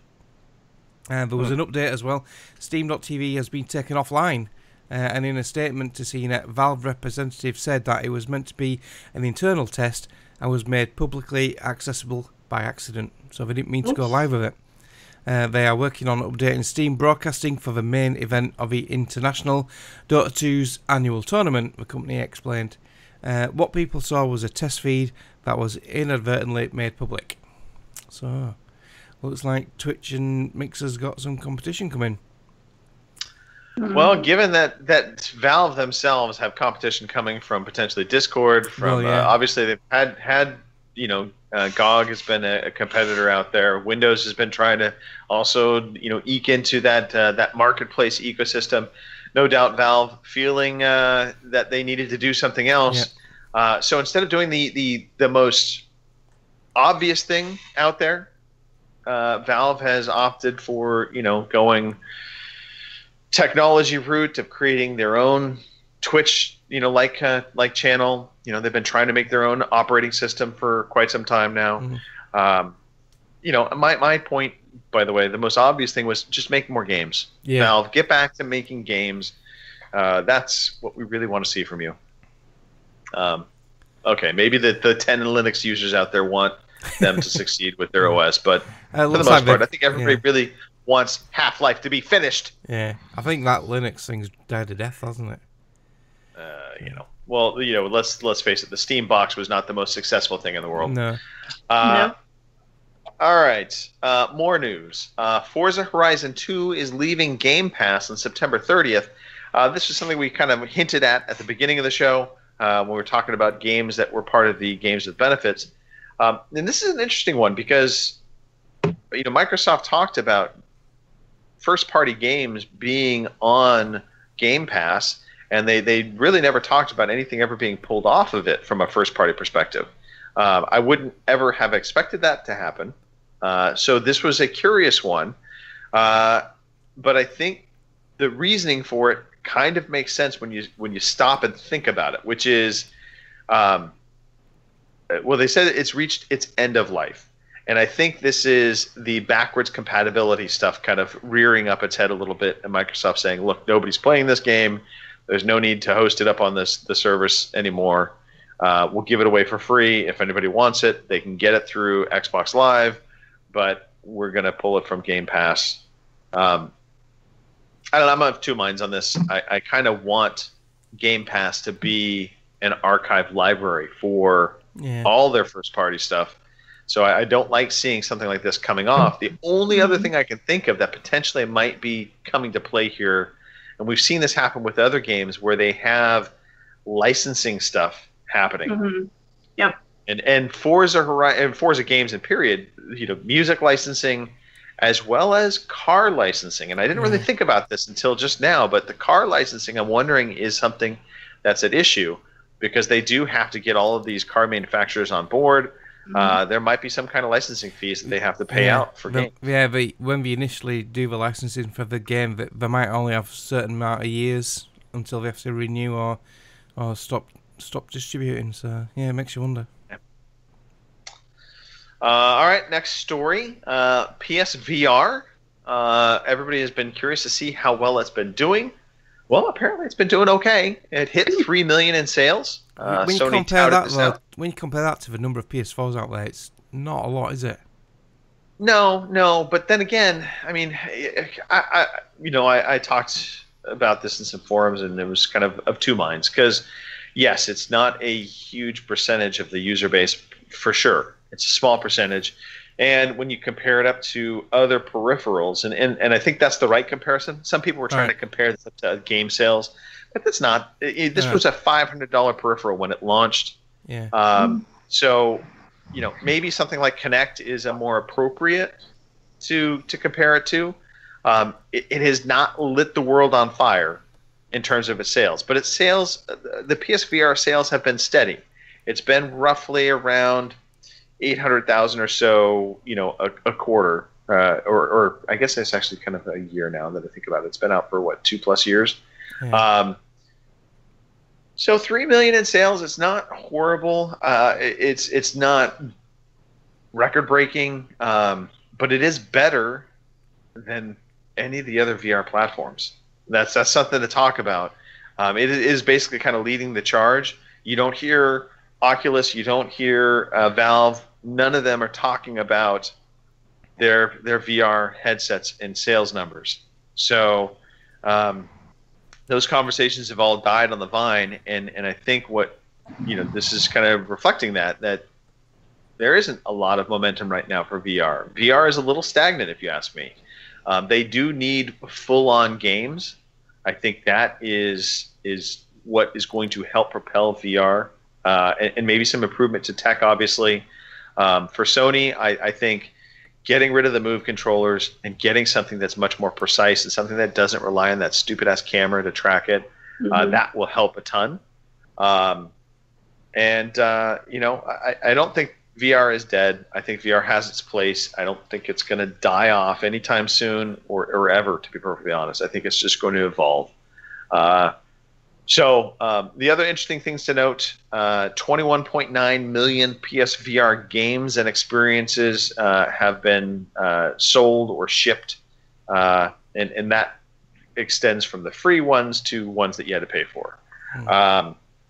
And then the best-selling VR games to date were Elder Scrolls V Skyrim VR, and then it was followed up by PlayStation VR Worlds, Rec Room, and then the game that, from all I've heard, is the actual best full game, Resident Evil 7 Biohazard. Yeah. That has been the best VR experience out there. So, let's hope it doesn't go away, because again, I don't like seeing anything die on the vine. Gaming can have many different forms: handheld, VR, traditional, console, PC-based. Doesn't matter. More games, the better. Speaking of more games and platforms, we knew Diablo 3 was coming to Nintendo Switch at some point. Apparently, it's coming this fall. So that has been officially announced, and basically you can expect Diablo 3 to come this fall. Most importantly, it's going to have an online and a local offline mode for up to 4 players.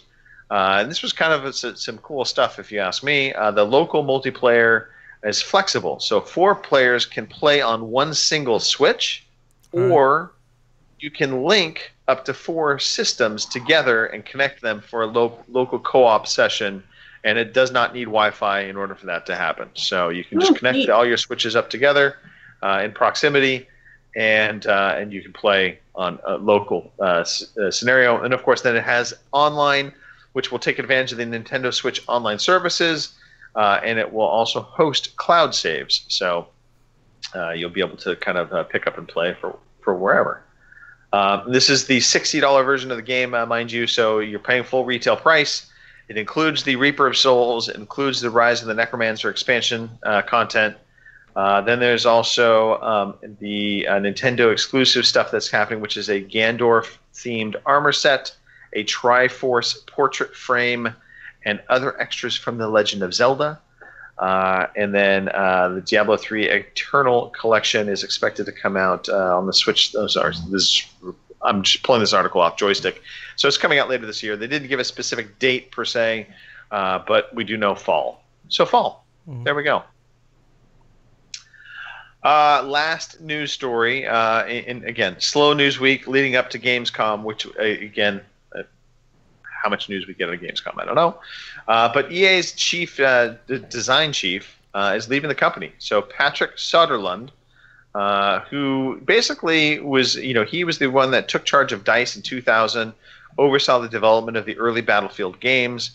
He was then very influential in terms of EA acquiring DICE in 2006, and then further helped evolve EA's DICE's gaming division within EA, and the Frostbite engine basically kind of laid the groundwork for the Frostbite to become the backbone of EA. So he's been a very important figure within EA for ever since he came on board. And most importantly, he's been a guy that we've seen kind of addressing some of the issues. He's kind of been the guy to be the voice to the people when they've had problems like the loot crate stuff and loot boxes. So he has left. And so he's going to be, I shouldn't say he's left. He's in the process of leaving. There'll be a transition over the next 3 months. And the company obviously is going to be reshuffling some of his workload to other individuals within the company. No successor has been announced. I think they plan to just kind of internalize it. But it'll be interesting to kind of see what happens from here forward, because he was the guy that, again, kind of was that guy taking the brunt of some of the public anger, often thrown towards EA. So who's going to be the person now to step up into that role? Whoever they are, God rest their soul. Right. Good luck. Yeah. All right.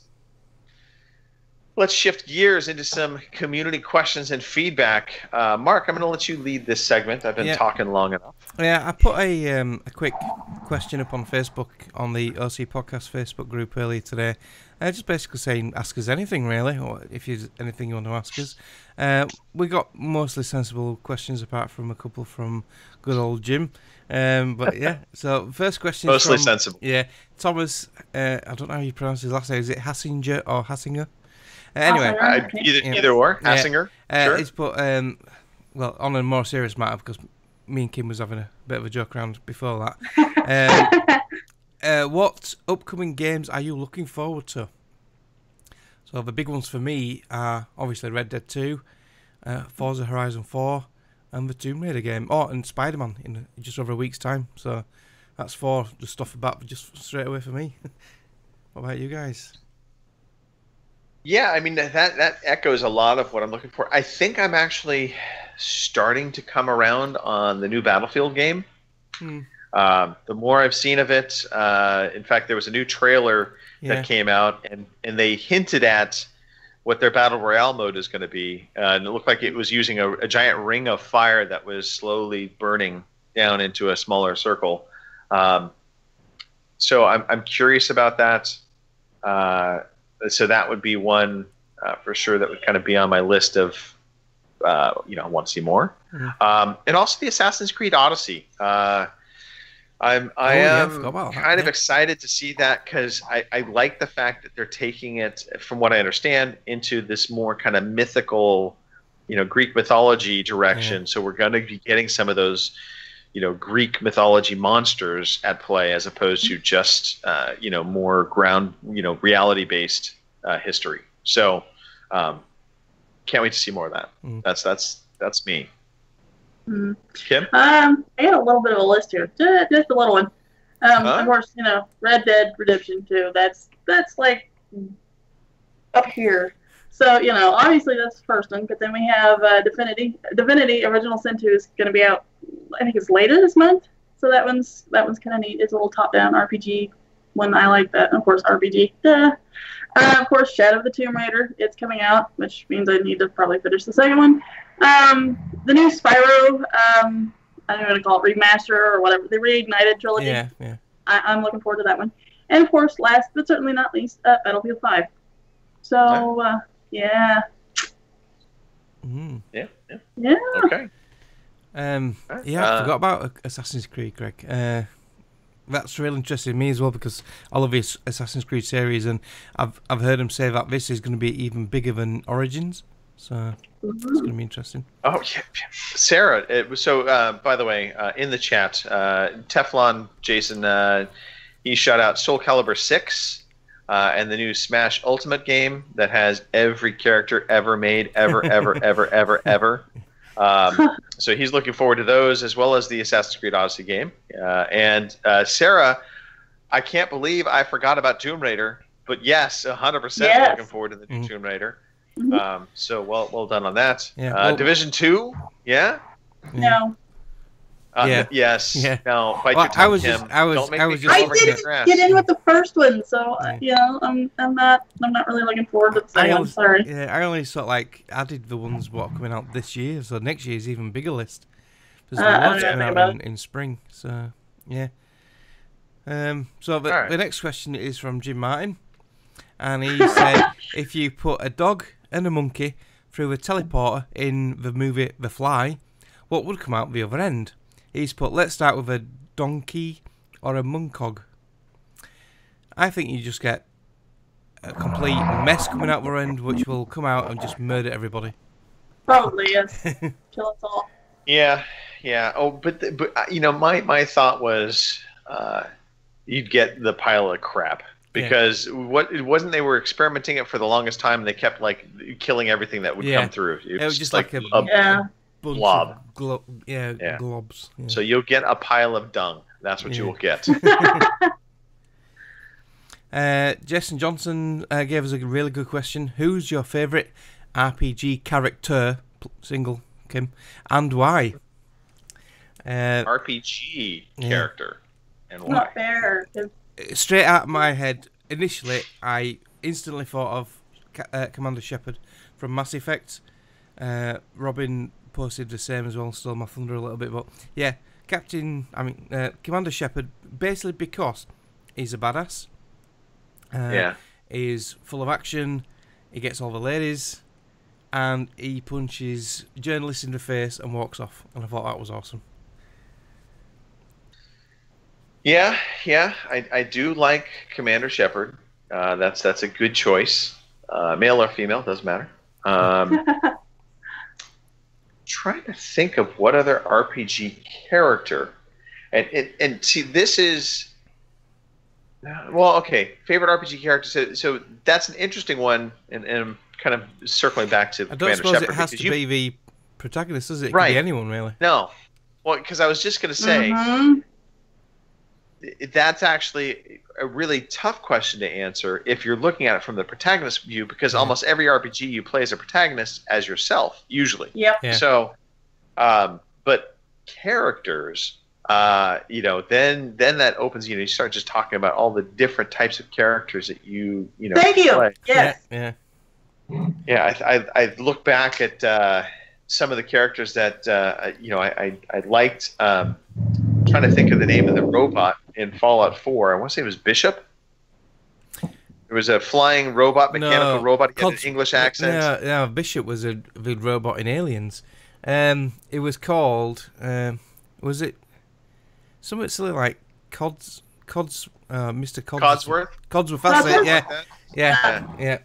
Yeah. I did enjoy him. I like Nick Valentine. He's a great character. Yeah. And then there were some of the I Fallout, for whatever reason right now, is just kind of running through my my head. I'm thinking about was it the Man in Black in Fallout 3? This is the guy that got you to blow up the city. I never played that. I didn't get that far into it. I gave up on that. Okay. Trying to think of anybody else. I mean, it could go into all of the, and hello, I can't believe Kim isn't even talking about Dragon Age right now. There's she listed a lot of Dragon Age ones on Facebook. All right. Let's run through that list. Well, this is like he said, it'd be character. So I play a lot of RPGs. I can't pick just one. I guess if I tried, it'd be Geralt. Because, Geralt, he's a fucking badass. I mean, what's not to like? So, but, if I'm going through Dragon Age, there's Alistair, there's Beric, there's Dorian, there's the Bull, there's Blackwall, and then you've got Geralt, and Ciri, and Triss. I mean, I don't like Yennefer, so don't even get me started.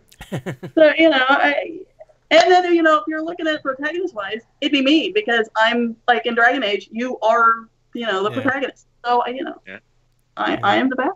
Yeah. And Jason chiming in, Ciri is definitely a good character you come across within the Witcher series. I think actually one of my favorite characters, and it's because of the storyline that stems from The Witcher 3, and it's the Baron. Loved his character because he was, you meet him and you're just like, what an asshole, and you have no empathy for him, and then the story unfolds, and obviously choices and things matter, and suddenly I found myself very much liking his character. So it was like a full 180 in terms of the direction of which I was looking at him. So yeah, the Baron would be kind of one of my favorites just because of how that played out. Yep. All right. So the next question is from Darren Hilton, and he asks, has there ever been a show segment that one of you has wanted to bring into the podcast but has never seen the light of day? And what was it, and why was it never used? Yeah, no, that's interesting. We've talked about stuff. We absolutely have talked. I'm trying to think of something specific. We're always banding ideas around, aren't we? But, yeah, we've definitely thrown out a lot of ideas. The quiz, that that was one that has had some iterations that we've talked about, wanted to try and do. In fact, I think back in the day, originally, we were talking about doing a quiz that was kind of using video game clips and things. And this is much earlier in the show's lifetime. And we kind of nixed it at the time because it was intense. It was you had to do a lot of prep work for it. And the tools that we had at the time, I don't think really allowed for it, at least not as well. And then, Mark, you really were able to kind of pull that through this past year. So, that's one that hit the cutting room floor, but we picked it back up for a little while. But, I mean, to this day, that's still, we love the notion of doing audio clips and video clips for the quizzes, but it is super time intensive. And so, that's why, Mark, you took a break. Yeah. Well, that's why Nicole. Anytime you're. Yeah. And Nicole you got to took up the mantle after Jason. Yeah. Jason was doing it for us for a while too. Yeah. Mm-hmm. With the video stuff, you see, you got to be careful because you got a lot of audio listeners who listen to the podcast afterwards. Right. So you can't go too video intensive. So that's why I went more for the audio. Yeah. Not to mention, you never know, when you're going to get a Nintendo strike if you're not paying attention. Yeah. How did you hear about last week's Veteran Gamers? They got banned off YouTube for a short period of time for playing something. So shady, those Veteran Gamers guys. Totally shady. But yeah, so I think video quiz is the one that never really saw the light of day for us. It morphed into other things. Yeah. We went to audio clips. Nicole right now is doing the phrases, who said it best. So I think that's probably the closest thing to a segment that never really saw the light of day. So yeah, all the other sort of ideas we've actually gone ahead with, haven't we? We've always give it a go. Mm-hmm. Yeah, we try. Yeah, we try. Yeah. And then Jason Johnson came up with another question. He's actually I thought of another one. What game have you purchased at full price and then felt like it should have been cheaper? What do you think would have been a fair price for it? So my instant thought is Aliens Colonial Marines. Bought that at full price. That game should have been a $30 budget title from the get-go. And I don't think I would have been happy even paying that. I think I would have been happy maybe paying $10 for that game. All right. Well, the one for me would be Defiance. Remember Defiance? Yeah. Oh, yeah, the 360 one. Yeah. I bought that day one. Yep. Paid $60 for it. I think it should have been free to play. I'm just saying it was rough. Because the irony is it's free to play now. Yeah. I know, right? Because that had so many frame rate issues, and the whole idea of it was to MMO into these enemies and loads of people attack it, but the slowdown on that was like 5 frames per second. It was shocking. Yeah, I remember that. Yeah. Yeah, that's definitely a good one. Mark, anything you can call? Not off the top of my head, no. No. Oh, No Man's Sky. No. Well, I waited. I bought that in a sale, so. But yeah, that's a good thing because now it is worth it, but back then it wasn't. No, it definitely is worth it now. Yeah. All right. Okay. I didn't pay full price for it anyway. I think I got it cheap, but the long-awaited Duke Nukem Forever that was delayed, and then there was so much hype for it when it came out, and it was absolute garbage. But I don't think I paid full price for it anyway. So here's a game. I did not actually pay full price for this, so I don't quite meet the question challenge, if you will. But Sea of Thieves. Yeah. I think Microsoft should have made this a free-to-play game. I think they could have made it a free-to-play model, and it would have been better served, just because of how it released and how it came out. It's not to say it's a bad game. It's not to say that what they were doing, I think they've supported it well, and it's evolved nicely. But how it came out, the state at which it came out, and just the presentation of the game felt like something that would be kind of free to play. I think it's a game that could have been supported with microtransactions for just character customization, and they probably would have been okay. So I felt pretty bad for anybody that did pay full price for that game, because I didn't think that it warranted it. Yeah. So yeah, thank you very much for your questions. Very much appreciated. It gives a good bit of a discussion there. Yeah. Excellent. No weird questions, mostly. No, yep. For the most part, we're good. All right, Kim. Yes. Let's talk about games coming out in the coming week. Alrighty. Here are your new releases for August 17th through the 24th, and they are, and prepare yourself, it's a big list. We have Shenmue 1 and 2 out for the PS4 and Xbox One and PC on the 21st. We have Guacamelee 2 for the PS4 and PC out the 21st. And we have F1 2018 for the PS4, Xbox One, and PC out on the 24th. So fire up your engines. Racing fans are going to be happy. Yeah, that's out earlier this year than not. Man, it's not far off September. That normally comes out mid-September, does the F1 game. So it's coming out a bit earlier than what it has done in the past. Interesting. Yeah. All right. Let's see here. What is going on? Victories achieved. That's what's going on. Yeah. All right. Victories achieved. If you do not know what this is, you're missing out. Semi-truck, or was that a motorcycle? I think it's a regular truck with really loud exhaust. Okay. All right. Welcome to the country, folks. Yep, there we go. All right, victories achieved. So this is very simple. This is our attempt to give you free money. Basically, if you beat a game, we want you to take a picture of yourself. This is called a selfie, by the way, for those of the cool kids not in the Cool Kids Club. Take a selfie with the game in the background that you just beat, and just simply get onto Twitter and tweet us at OC_podcast.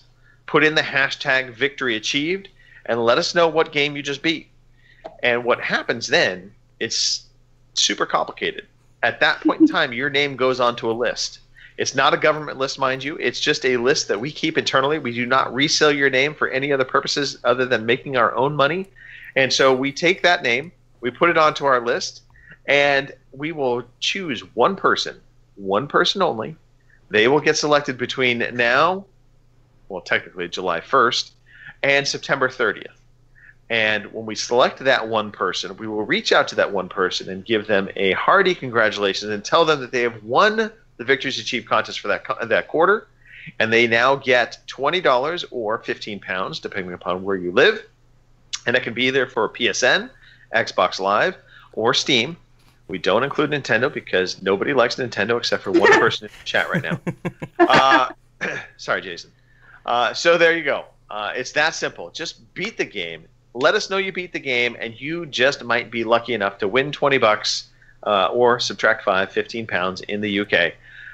And you could be cool like these people that have completed games recently. We've got Fraser Moo, who finished 10 million. I don't even think that's a game. No, I think he just randomly put, yeah. It's a Steam game. The screenshot he took of it looked like his kids had drawn it. Like a puzzle game, I think. Yep. But yeah, so Fraser Moos completed 10 million. He gave it high praise anyway. I'm sure he did. He had to sell it really well to us. MPower343 finished Assassin's Creed Origins. Nice one, that's a great game. John Mouse finished Yakuza Kiwami. Hang on. Mark Hannix. Oh, I'm too late. I couldn't find it. I was going to play this. Japan!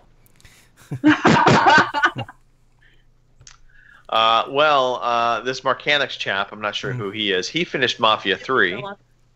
Yeah. Somebody that we all know and love, Ginger Balls. He finished Red Dead Redemption. Well done. You really enjoyed that as well, yeah. Yeah. It's a good game. It's a superb game. Yeah, the story's fantastic. An awesome game. Yep. Yeah. Lots of good games on this list, including Halo Wars that just got finished by Denok DQ. Yeah. Some of the best cutscenes ever on the 360. Yes. In fact, if you ever want to watch just a great little mini movie, I highly recommend going onto YouTube and find the Halo Wars, all the scenes pulled together. Yeah. It plays out like a little movie. It's fantastic stuff. All right, and of course, now that you all have beat these games, you all are now treated to this loving, embracing sound. You all have a victory's achieved. Victory's achieved. You have one. A victory's achieved. All right, there we have it. Yes, congratulations, and maybe you just might get lucky and win our next draw. All right, we have talked. We kind of hit where we thought we'd be, right around an hour and a half ish. Subtract 5, we're closer. Hey, look, if you want to be part of the conversation, we are on twitch.tv/OC Podcast, mixer.com/OC Podcast, and youtube.com/OC Overseas Connection Podcast. We are on these channels every Sunday at 9 p.m. in the UK, 1 p.m. on the West Coast, 4 p.m. on the East Coast, and 6 p.m. if you happen to live in Easter Island. So get on, take part in the chat, have some fun. You can be like these cool people. Kim, read us off some names real fast. Alrighty. I got a list here, believe it or not. I'm on. Love a good list. Today. Yes. We have Decap Smurf, Commander Root, Apple, Bad Apple, Horizon, RCGC, Baron Von Glover, Slow Cool, Matt, Mon Gaming, Pablo Plays, Pilch, and Star for Help. There you go. Thank you, people. So, yeah, thanks for taking part in the chat and taking part in the show. And, of course, if you can't listen to us live and you are forced to listen to us in the middle of the night or maybe while you're at work, well, the good news is you can. We're on iTunes, we're on Stitcher, we're on Google Play, we're even on Alexa, apparently. Yep. Alexa, turn off all devices. But if you're on one of these services, these audio-only services, the old-school technology, you can give us a review. Leave us a review. That would be helpful. Helps us kind of be found. So there's that. If you need to feel like you're part of a community, you want to be part of something more than just our chat, you can be part of a club. We have the OC Podcast Club on Xbox One. We have the OC Podcast Community on PS4. We have the OC Podcast Group on Steam. We even have a Discord server for the Overseas Connection Podcast. It's OC Podcast server on Discord. That's the future. So go check it out. Be part of that. Teflon 12, you know you want to be part of one of those clubs. Sign up to it. You too, Sarah. Just get on a club. Be part of the fun. Starve for help. Be on a club. Don't deny us. Jeff Stab, you know you want to be part of a club. All right. I think we now need to hear from our favorite podcaster not on the show right now. Robin's on holiday, huh? You like us. We like you. See where I'm going with this? Follow us on Twitter at OC_podcast. Check us out on Facebook, fb.ocpod.com, or email us, podcast@ocpod.com. We'd love to hear from you. I'm President Xbox.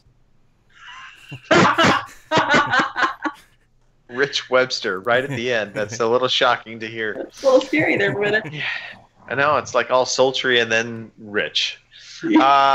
All right. Did Gary ever get his podcast taken care of? Did we do this? I've never heard. No. I see in the show notes. All right. Listen, if you're listening to this right now, I want you to jump on Twitter. I want you to send a tweet off to @TheRealDefoe. That's Gary DeFelice. He's the newest guy on our team. Shoot him a message and say, you make the podcast worse. Thanks. And then tell him you want his copy of PUBG for Xbox. Just do that. He said he's going to announce the winner sometime between August 18th and 19th, but he never told us anything. So he's being a twat, a lazy bastard, sitting on the beach having beers. So for that, we want you to spam his Twitter. Okay, so just do that for us. I've just gone through the last week's mentions for OC Podcasts, and I can't see anything with Gary. So they obviously all hate him. They're all fed up of him already. He's only been on once, and they've had enough of him. So remember, @TheRealDefoe, you make the podcast worse, and you can include us @OC_podcast. Just throw us in there for shits and giggles. Why not? All right. And I'll retweet every single one of them. Awesome. Yeah, absolutely. We will like and retweet. We will get you famous. All right. I really have talked way too much. Mark, why don't you do some closing notes here? What, my shout-outs? Or shout-outs. Yeah, why not? You can find me at Markanix on Twitter, and I am Markanix on Xbox Live, PSN, and Steam. And I'm on Discord as well as Markanix. So, yep, get me on all those mediums. I want to shout out you guys. For just 3 of us tonight, we've gone quite well. Nearly 2 hours on the podcast. It's been a lot of fun, so I've really enjoyed it. I've been feeling a bit naff this weekend, so it's really picked me up, so I feel really good now. Thank you very much. And I want to shout out the guys who gave us questions on Facebook. Let me scroll back to where they were. They were... Scrolling. Kill for time. I can't find them. There was Mr. Hassinger, Thomas Hassinger, Jim Martin, Jason Teflon 12, and Darren Hilton. I think I've got that right. Mm-hmm. So, yeah, I've just found it now. Now it's too late. Yeah. So, yeah, shout out to those guys for the questions. Thank you very much. Over to you, Kim. Yeah, that's me. I'm GamerGirl27. That's Twitter. That's Xbox. Everywhere. PlayStation, it's GamerGirl, GURL_27. One day I will get my original back, hopefully. I want to shout out you guys because it's always fun. You're like my little connection to the world that isn't mine, thank God.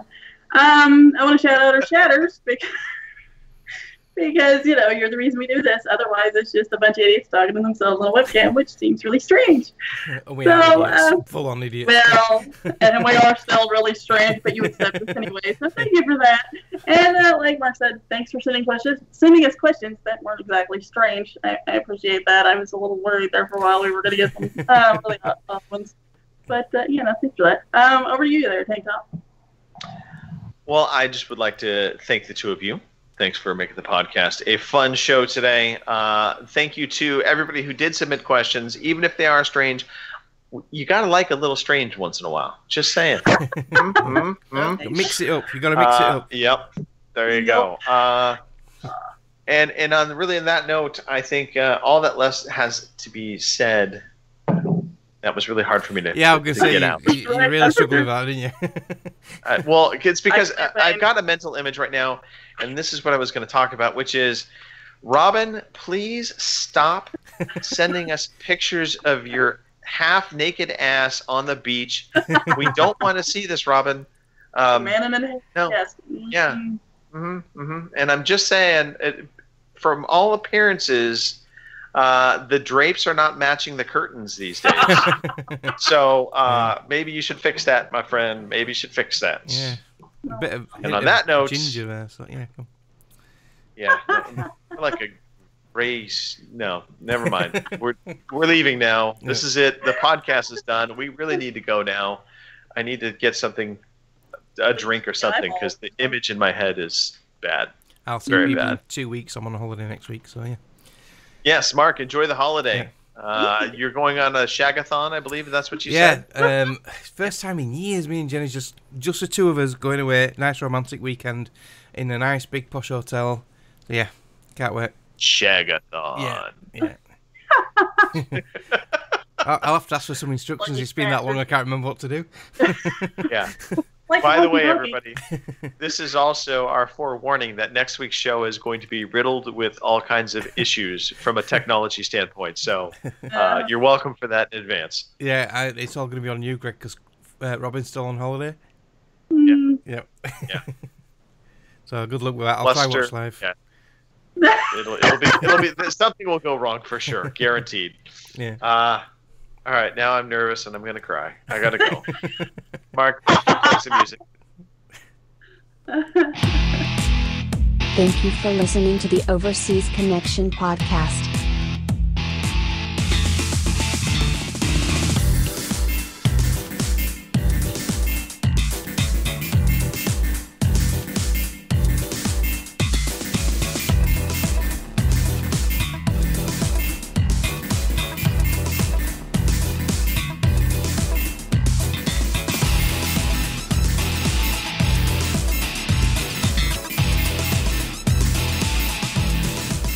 See you same time next week.